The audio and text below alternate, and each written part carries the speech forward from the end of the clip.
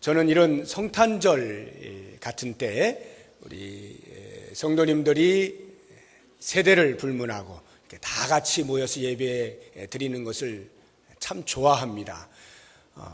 그러다 보니까 오늘 이렇게 관현악단 보면은 우리 어린 친구들도 같이 이렇게 하지 않습니까? 얼마나 보기 좋은지 모르겠어요. 제가 앉아서 이렇게 보니까 우리 한 10살 남짓한 우리 임호연 군이 바이올린을 막 그 바이브레이션을 막 넣어가면서 이렇게 하는 걸 보면서 참으로 미래가 밝다 이런 생각이 들고, 이것이 온 성도들이 함께 예배할 때 볼 수 있는 광경이로구나 하는 생각을 하면서 참 기뻤습니다. 우리가 평소에는 교육의 효과 때문에 세대별로 나누어서 예배를 드리고 교육을 실시하긴 합니다만, 이러한 때에는 어찌하든지 온 성도들이 같이 모여서 우리 할아버지, 아버지, 또 자녀 이렇게 세대를 쭉 같이 이어서 예배하는 것이 참 행복하고요. 또 그렇게 예배하는 것을 우리가 눈으로 직접 보면서 할아버지도 예수님 믿는 분이구나, 우리 부모님도 예수 믿는구나, 우리 자녀들도 예배하는구나 하는 것들을 서로 확인하고 기뻐하고, 그러면서 그리스도 안에서 한 영적인 가족됨에 대한 그 친밀감도 느낄 수 있는 이러한 성탄 축하의 예배가 얼마나 우리에게 소중한지 모르겠습니다. 이러한 때에 오늘 제가 이제 하나님 말씀을 같이 나누려고 하는데, 오늘 우리가 읽은 이 말씀을 보시게 되면 그 시대적 배경이 예수님이 이제 나실 때가 어떤 때냐 하면, 로마라고 하는 나라가 전 세계를 지배하고 있던 나라입니다. 그래서 역시 이 팔레스타인, 이스라엘도 이제 속국으로 살아가고 있었는데요. 그러한 때에 그 로마의 황제가 호적을 전부 하라 이렇게 이제 호적령을 내리게 됩니다. 호적을 내리게 되는 이유는 세금을 바르게 걷겠다 이런 말이에요. 인두세 같은 거, 사람당 세금을 걷는 이런 것들이 호적을 정확하게 기록을 해야 거기에 맞게 세금을 거둬들이지 않겠습니까? 로마라는 나라가 전 세계를 지배하려면 당연히 군사력이 강해야 되고, 그 군사력이 강해지기 위해서는 재정적 충원이 필요할 수밖에 없어요. 그러다 보니 세금을 거둬들이게 되는 것인데, 그 일을 위해서 이제 호적령을 내리게 돼요. 그러니까 요셉과 마리아가 임신을 하여 배가 부름에도 불구하고 자신의 그 지파 족속에 내려가서 이제 호적 이름을 등재를 하게 되는 겁니다. 그래서 실제로는 나사렛에서 살았지만 약 한 150여 킬로 떨어져 있는 이제 베들레헴까지 직접 가서 이제 호적을 하게 되는 것입니다. 그때에 이 마리아가 거의 산딸이 차게 되면서 여관을 찾았지만 머물 곳이 없어요. 사람들이 다 이렇게 몰려들 거 아니겠습니까? 그래서 어쩔 수 없이 겨우겨우 허락을 받은 곳이 이제 말들이 지내는 마국간에 몸을 기댈 수가 있게 되었습니다. 그리고는 거기에서 이제 몸을 풀게 되어서 그 말이 먹는 그 여물통 구유에서 우리 아기 예수님이 이제 탄생을 하게 된 것이죠. 자, 이와 같은 시대적 배경을 우리가 이해를 하면서 과연 아기 예수님이 이 땅에 오셨다라고 하는 그 성탄의 메시지가 우리에게 주는 의미가 무엇이냐라고 하는 것을 이 아침에 제가 한 4가지 정도로 이렇게 간단하게 이제 말씀을 드리면서 함께 은혜를 나누고 싶습니다. 그 첫 번째로 11절 말씀을 보시게 되면, 오늘 다윗의 동네에 너희를 위하여 구주가 나셨으니 곧 그리스도 주시니라. 천사들이 목자들에게 찾아가서 너희를 위하여 구주가 나셨다라고 하는 이 선포를 하게 되는데요. 성탄의 소식을 이제 전하는 거죠. 과연 이 소식이 무엇일까? 첫 번째 10절을 보시면, 천사가 이르되 무서워하지 말라, 보라 내가 온 백성에게 미칠 큰 기쁨의 좋은 소식을 너에게 전하노라 해서 너희를 위하여 구주가 나셨다라고 하는 이 성탄의 소식은 다른 그 무엇보다 큰 기쁨의 좋은 소식이다라고 하는 것입니다. 좋은 소식인데도 거기에 더하여 큰 기쁨을 가져다주는 그런 좋은 소식이다라고 하는 것입니다. 왜 예수님의 탄생이 우리에게 큰 기쁨의 좋은 소식이 될까라고 하는 것에 대한 답을 예수님의 별명에서 찾아볼 수가 있을 것 같아요. 마태복음 1장 23절에 보면 보라 처녀가 잉태하여 아들을 낳을 것이요 그의 이름은 임마누엘이라 하리라. 이는 번역하면 하나님이 우리와 함께 계시다 함이라 하는 이 말씀, 예수님의 그 별명이 임마누엘 아닙니까? 임마누엘의 뜻이 하나님이 우리와 함께 계시다라는 것인데, 바로 이 별명인 임마누엘에서 예수님의 탄생이 우리들에게 큰 기쁨의 좋은 소식이 된다는 것을 알 수가 있는 것입니다. 무슨 말이냐면 하나님과 인간 사이에는 원래 아주 친밀한 관계를 맺으며 살도록 지음을 받았고 그렇게 행복을 추구하며 살게 되어 있는데, 죄라고 하는 것이 들어오게 되면서 하나님과 인간 사이를 갈라놓은 것 아닙니까? 그렇게 되면서 오랫동안 하나님과 인간은 서로 볼 수가 없게 되었습니다.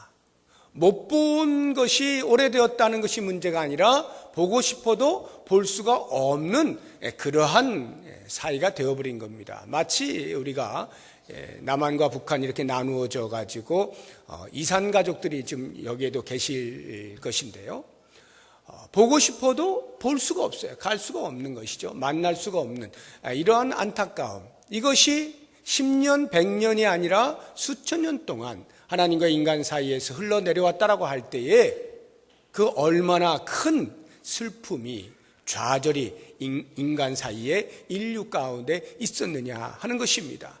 바로 이와 같은 하나님과 인간 사이에 함께 만날 수 없는 장벽을 무너뜨린 것이 아기 예수의 오심, 임마누엘, 하나님이 우리와 함께 계심입니다. 하나님은 거룩하시잖아요. 근데 죄를 지은 인간이 그 거룩하신 하나님 앞에 설 수가 없어요. 얼굴을 뵐 수가 없어요. 그래서 구약 시대에는 하나님의 얼굴을 보는 자는 다 죽는 거죠. 모세도 얼굴을 보여주세요라고 했지만 하나님이 보여드릴 수가 없는 거예요.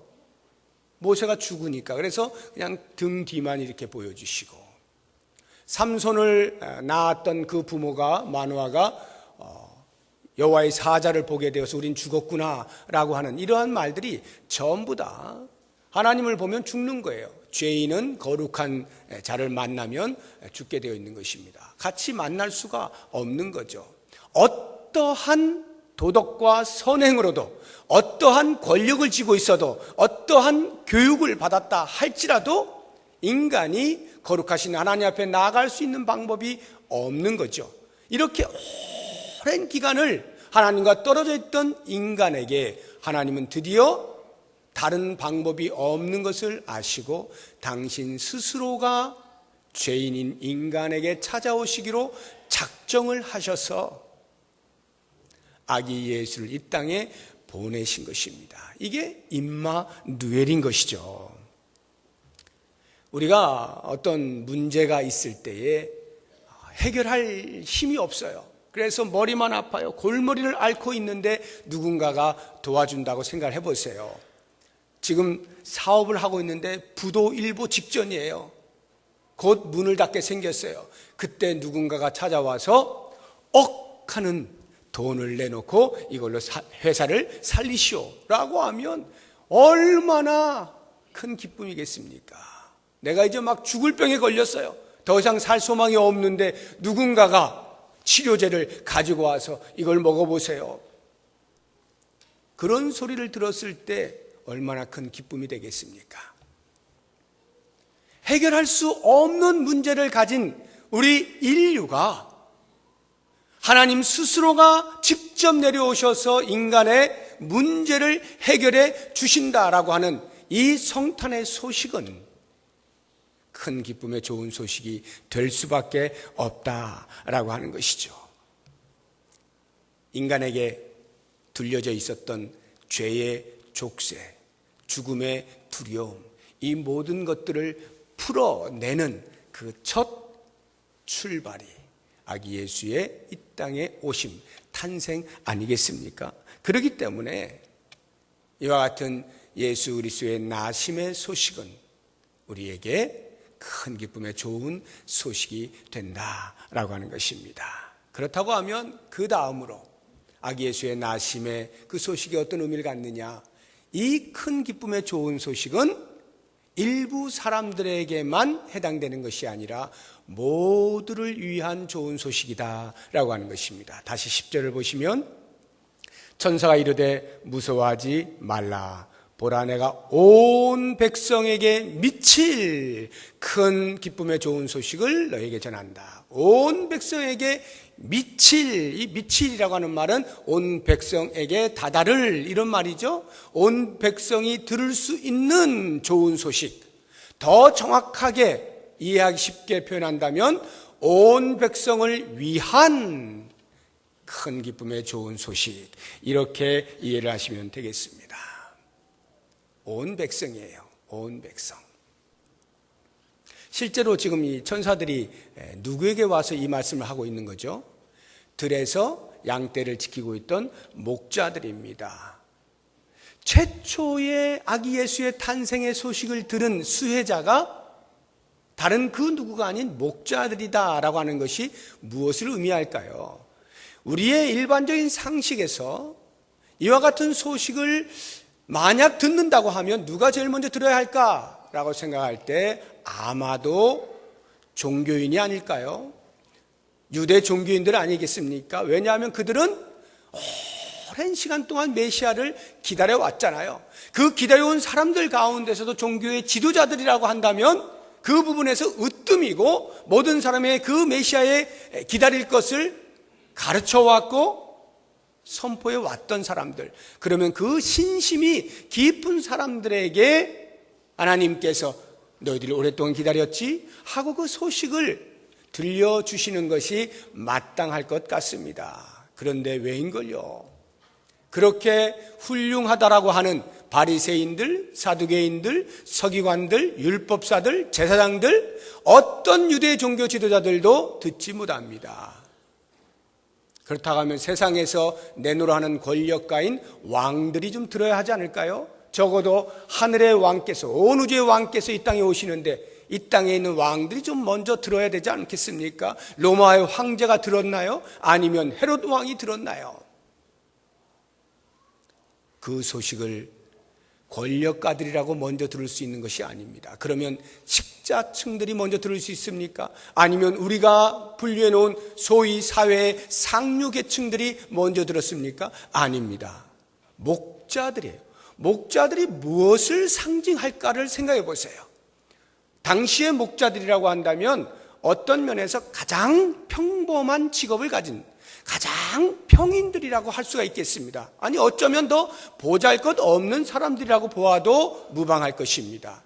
왜 하나님께서는 아기 예수의 탄생의 소식을 다른 그 누구가 아닌 목자들에게 가장 먼저 들려주셨을까? 이것을 생각해 보면 그것은 하나님께서 약한 자들, 가난한 자들, 없는 자들, 소외된 자들, 그런 사람들을 부한 자들, 있는 자들보다 더 사랑하시는 편애하심 때문에 그런 것이 아니고 목자들이라는 말 속에 담겨있는 보편성, 다시 말하면 못 들을 사람이 없다라는 거예요.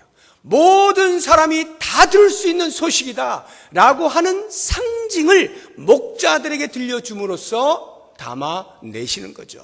우리 모든 사람들로 하여금 어느 누구도 예외 없이 다 들을 수 있는 기쁨의 큰 좋은 소식이다 라고 하는 것을 목자들을 통하여 우리에게 알려주고 있는 것입니다. 그렇기 때문에 우리는 바로 이와 같은 그 하나님의 깊으신 배려와 사랑으로 인하여 감사해야 되는 거죠. 나 같은 존재에게까지도 그 복된 소식이 들려질 수 있다는 것, 목자들의 듣는 그것을 통해서 우리로 알게 만드는 거예요. 그래서 이 땅에 복음을 듣지 않아도 될 사람 없고 복음을 들을 수 없는 사람도 없고, 복음은 우리의 자격으로 들려지는 것이 아니라 하나님의 전적인 은혜로 모든 사람들에게, 동서고금을 막론하고 모든 사람들에게 들려지는 복된 소식이다 라고 하는 것을 알게 되면서, 그래서 우리가 하나님께 감사하게 되는 거예요. 하나님 고맙습니다. 저에게까지도 복음을 들을 수 있게 해주신 것 감사합니다. 이 감사가 터져나올 수가 있는 거죠. 너희를 위하여 아기가 나셨다라고 하는 이 성탄의 소식은 세 번째로 어떤 소식이냐? 그것을 들은 우리가 그 소식을 전해야 할 소식이다 라고 하는 것입니다. 여러분 한번 생각해 보세요. 천사들이 와서 이제 복음을 전하지 않습니까? 10절에 보니까 천사가 이르되 무서워하지 말라. 보라, 내가 온 백성에게 미칠 큰 기쁨의 좋은 소식을 너희에게 전하노라 할 때, 이 전한다라고 하는 이 말의 원어, 그러니까 신약 성경은 헬라어로 쓰였죠. 헬라어를 보면 유앙겔리조라고 하는 단어예요. 유앙겔리조. 이게 전한다라는 말인데요. 같은 어근을 가진 명사가 뭐냐 하면 유앙겔리온입니다. 유앙겔리온. 좀 관심 있으신 분들은 이게 무슨 뜻인지 아실 거예요. 뭐죠? 유앙겔리온. 복음이라는 뜻입니다. 복음. 우리가 그렇게 자주 말하는 복음이 헬라어로 유앙겔리온이에요. 그러면 그 유앙겔리온이라고 하는 명사를 동사화시킨 게 유앙겔리조, 전하노라라고 하는 이 말이거든요. 그럼 뭘 전한다는 거예요? 복음을 전한다는 것이죠. 그래서 여기 보면은 한글성에 큰 기쁨의 좋은 소식을 너에게 전한다라고 말을 할 때 이 좋은 소식이라는 말의 단어는 사실 없어요. 헬라어에는. 좋은 소식을 전한다가 한 단어예요. 그게 유앙겔리조입니다. 뭘 의미하는 것일까요? 복음은 복음 자체로 가치가 있는 것이 아니라 그 복음이 전달되어질 때 복음이 된다 이 말이에요. 유앙겔리온이 그 자체로 무엇을 일으키는 것이 아니라 그것이 전달될 때 유앙겔리조, 복음을 전할 때 복음이 되는 것입니다. 그래서 우리가 들은 아기 예수가 나셨다라고 하는 이 소식은 우리 혼자 듣고 있는 게 아니라 전해야 되는 거예요. 여러분, 천사들이 하나님의 명령을 받고 그 먼 하늘나라에서 이 먼 땅에 내려오셔가지고 목자들에게 전하는 거 아닙니까? 하나님의 명령을 따라서 그 하늘나라의 모든 것들을 내려놓고 명령에 순종하여 땅끝에 와서 복음을 전하지 않습니까? 목자들이 어떻게 해요? 천사들을 통해서 듣지요. 천사들을 통해 들은 그 말씀을 가지고 과연 그것이 정말인가? 천사들이 표적으로 알려주신 구유에 누이신 아기 예수를 찾아가지 않습니까? 보니까 진짜 계시는 거예요. 그리고는 그 주변에 있는 부모들이라든지 사람들에게 말하는 거예요. 우리가 천사들에게 이런 말을 들었다 하고는 그들이 들은 말을 다시 전하지 않습니까? 말씀을 보시죠. 17절 보세요. 우리 읽지는 않았는데 17절.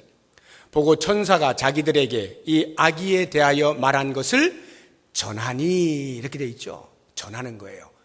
20절을 한번 보세요. 20절 보시면 목자들은 자기들에게 이르던 바와 같이 듣고 본 그 모든 것으로 인하여 하나님께 영광을 돌리고 찬송하며 어떻게 했다고요? 돌아가니라. 돌아갔어요. 여러분, 돌아가서 그럼 뭐 했을까? 궁금증이 생기지 않습니까? 여운을 남기는 거예요. 궁금증을 유발시키고 있는 것입니다. 과연 목자들이 아기 예수를 보고 돌아갔어요. 돌아가서 뭘 했을까? 여러분들은 어떤 상상을 하십니까? 그래서 가만히 팔짱 끼고 앉아 있었을까요? 아니면 그저 그냥 자기들이 하던 양치던 일 또 그대로 하고 있었을까요? 많은 상상들을 할 수 있겠습니다만 누가복음의 저자인 누가는 그 남겨놓은 여운을 우리들에게 어디로 끌고 가느냐 하면 누가가 또 저술한 다른 책 사도행전으로 데리고 가는 거예요. 사도행전을 펼쳐보게 되면 거기에서 부활하신 예수 그리스도를 만난 사도들이 이렇게 고백하지 않습니까? 4장에 보면은 우리가 보고 들은 것을 말하지 아니할 수 없다. 사도행전에 보면 누가는 명백하게 목자들이 돌아가서 무엇을 했을 것이라고 하는 상상을 선명하게 우리로 하여금 그려주게 만드는 겁니다. 보고 들은 것, 그들이 눈으로 본 것, 천사들 통하여 들은 것, 돌아가서 전할 수밖에 없는 거죠. 사랑하는 여러분, 그래서 오늘날의 복음에 그 은혜에 감격되어진 사람들 가운데 선교사로 헌신하면서 언어가 다르죠. 풍토가 다르죠. 기후가 다르죠. 문화가 다르죠. 그런 나라들을 과감하게 가는 거예요. 그리고는 오직 이 복음을 전하는 거예요. 보고 들은 것을 말하지 아니할 수 없는 그 심정을 가지고 복음을 증거하는 거예요. 그러면 성탄의 좋은 소식이 선교사님들만 들은 것이 아니라고 할 때 오늘 이 자리에 있는 우리들은 과연 어떻게 이 소식을 전하는가? 여러분, 꼭 언어가 다른 곳에만 가야 됩니까? 꼭 문화가 다른 곳에만 가야 됩니까? 아니요. 우리의 주변에 얼마든지 이 소식을 들어야 할 사람들이 무궁무진해요. 우리나라의 평균 통계상으로도 80% 이상이 아직도 이 소식을 들어야 할 사람들로 우리 주변에 꽉 차 있습니다. 들으셨습니까? 전하는 거예요. 대상이 누가 되었든지 온 백성에게 미칠 큰 기쁨의 좋은 소식을 우리가 입을 벌려 전하는 겁니다. 우리가 성탄절을 맞이할 때 바로 이와 같은 뜨거운 가슴을 다시 불일듯 일으키게 만들어야 돼요. 그래서 우리의 주변을 돌아보아야 합니다. 그리고 이 소식을 필요로 하는 사람들에게 꼭 나누어 주고자 하는 것이 소식을 들은 자의 마땅한 반응이다라고 하는 것입니다. 이제 마지막 네 번째, 성탄의 소식을 들은 그 우리가 무엇을 해야 되느냐라고 할 때 다시 한번 20절을 보십시오. 목자들이 그 소식을 들었습니다. 자기들에게 이르던 바와 같이 듣고 본 그 모든 것으로 인하여 어떻게 했다고요? 하나님께 영광을 돌리고 찬송했다. 이 소식은요, 하나님께 영광을 돌리고 찬송을 올려드릴 소식이다 라고 하는 것을 알게 되는 것입니다. 그래서 이 누가는요, 특별히 다른 어떤 곳보다 훨씬 많이 누가복음 안에 찬송의 시들을 많이 소개해 놓고 있어요. 새벽 기도를 나오신 분들은 보셨겠습니다만 누가복음 1장에 보면은 엘리사벳이 마리아가 자기를 방문할 때 찬송하지 않습니까? 마리아가 그 소리를 듣고 역시 찬송하지 않습니까? 그리고는 사가랴가 입이 풀려가지고 또 찬송하지 않습니까? 오늘도 보면 천사들이 찬송하지 않습니까? 조금 뒤를 보시면 2장 28절 이하를 보면 시므온이 성전에 오신 그 아기 예수를 안고는 또 찬송하지 않습니까? 예수 그리스도의 나심에 대하여 찬송하는 것으로 꽉 차 있어요. 뿐만 아닙니다. 그리스도께서 이 땅에 오셔서 공생애의 사역을 감당하실 때에 그와 같은 사역 속에서 그리스도를 만난 사람들이 또 하나님을 찬송하는 거예요. 성전 미문에 나면서부터 안진뱅이 되었던 자가 베드로와 요한을 통하여서 내게 있는 것으로 너에게 주노니 금과 은은 없지만 나사렛 예수 그리스도의 이름으로 일어나 걸으라라고 할 때 그가 일어나 걸어 성전으로 들어가면서 어떻게 해요? 하나님을 찬송하니, 하나님을 찬송하는 거예요. 10명의 문둥병자가 다 돌아가면서 나음을 얻었습니다. 그 중에 한 명이 돌아오면서 어떻게 해요? 하나님을 찬송하니, 하나님께 영광을 돌리며 돌아와 이렇게 표현하고 있지 않습니까? 누가복음의 곳곳에 하나님께 영광을 돌린다, 하나님을 찬송한다는 소리로 꽉 차 있는 것을 봅니다. 무슨 소리예요? 우리가 좋은 소식을 들었을 때에 나오는 당연한 반응, 자연스러운 반응이다 라고 하는 것이죠. 우리가 정말로 아기 예수의 탄생에 대해서 축하하고 있습니까? 기뻐합니까? 감사합니까? 그러면 뭘 해요? 하나님께 영광을 돌리는 거예요. 찬송을 올려드리는 거예요. 왜 우리가 성탄절날 이 공휴일에 밖에 나가서 놀아야지 이렇게 모여가지고 예배를 드립니까? 하나님을 찬송하는 것이 마땅하니까. 우리에게 보내주신 아기 예수, 구원의 복된 소식을 들려주신 그 주님을 찬송하는 것이 마땅하니까 모여서 예배하며 찬송하는 거예요. 우리 찬양대가 같이 연합회 찬양을 올려드리지 않습니까? 지난 주일에 실제적인 칸타타를 했습니다만, 이렇게 찬양을 하는 것이 찬양대이기 때문에 하는 게 아니에요. 찬양대이기 때문에 또 하라 그러네, 시간도 없는데 한 곡만 합시다, 한 곡만, 이게 아니에요. 정말 우리가 왜 칸타타를 합니까? 어떤 행사를 치르기 위해서, 행사의 구색을 맞추기 위해서? 아니요. 예수님이 이 땅에 오신 것이 우리의 찬송을 받기에 마땅하기 때문에 그 당연한 귀결로서, 반응으로서 찬송을 올려드리는 거예요. 평소에 한 곡을 했으면 주님이 오신 것을 기념할 때에는 아이고 주님 5곡 10곡을 하는 거예요. 이게 칸타타 아닙니까? 해서 우리 자랑하려고요? 아니요. 주님 오심을 진심으로 축하하고 감격하고 감사하는 영광과 찬송을 올려드리는 것, 이것이 우리의 마땅한 삶의 모습이다라고 하는 겁니다. 사랑하는 성도 여러분, 우리가 아기 예수 나신 것을 기념하는 성탄절에만 그렇게 하나님을 영화롭게 하고 찬송하는 것으로 끝나는 것이 아니고, 그래서 우리는 매 주일마다 나와서 찬송하고 영광을 돌리고, 때마다 시마다 예배하면서 하나님께 영광을 돌리고 찬송을 올려드리고, 우리의 삶으로도, 삶의 현장 속에서도, 우리의 행위를 통하여서도 하나님께 영광을 돌리고 찬송을 올려드리는 것, 이것이 복된 소식을 들은 자의 마땅한 모습이다 라고 하는 것을 기억하시면서, 이 2013년 참으로 행복하고 즐겁고 감사하고 감개의 겨운 성탄절을 맞이해서 이 놀라운 소식을 우리에게 들려주신 주님께 영광을 돌리면서 그 소식을 열방 가운데 증거하기로 다짐하시면서 하나님의 자녀들로서의 삶을 살아가도록 다짐하는 복된 시간이 되시기를 주의 이름으로 축복합니다. 기도하겠습니다.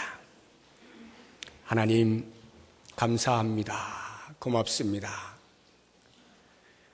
나 같은 죄인을 사랑하셔서 구원하시기로 작정하셔 이 땅에 오신 것, 아무리 생각해도 무엇으로 표현할 수 없는 큰 기쁨과 감사입니다.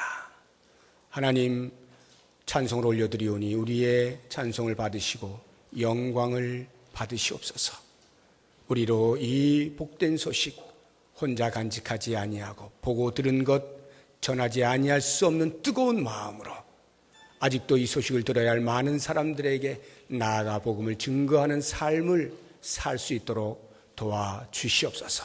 어찌하든지 하나님의 나라가 이 땅에 이루어지는 그날까지 최선을 다하여 이 놀라운 복된 소식을 마음껏 증거하며 살아갈 수 있는 우리 모두가 되게 하여 주시옵소서.